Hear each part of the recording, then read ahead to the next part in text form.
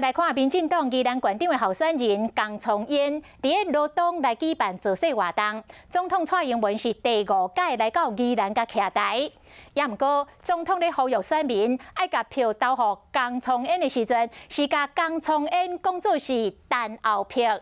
参总统家己嘛爱笑，感觉真歹势。蔡英文总统。 伫民众发游声当中，民进党主席总统蔡英文来到宜兰县长候选人江聪燕伫罗东的造势会场，提麦句感谢当年总统大选有63派宜兰民众拢甲票转予蔡英文和赖清德，所来期待嘛当甲票转予江聪燕，毋过却发生这件代志。所有的宜兰人，你投给蔡英文、赖清德，这一次我们都投给陈欧，都投陈。江聪燕好唔好？连续讲唔着2摆，犯怪怪，想要转喙，一个也煞转袂过。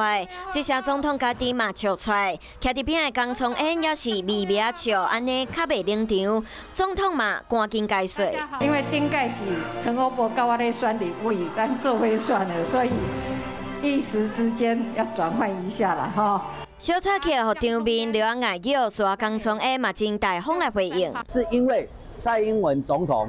跟陈欧博同时联合竞选过，也特别要交代陈欧博要在这次县长的选举全力来做努力。选战今日上尾啊，看得出大家拢真拼势，大卡来做选，煞无说你讲唔对话，嘛算是真有效果和话题。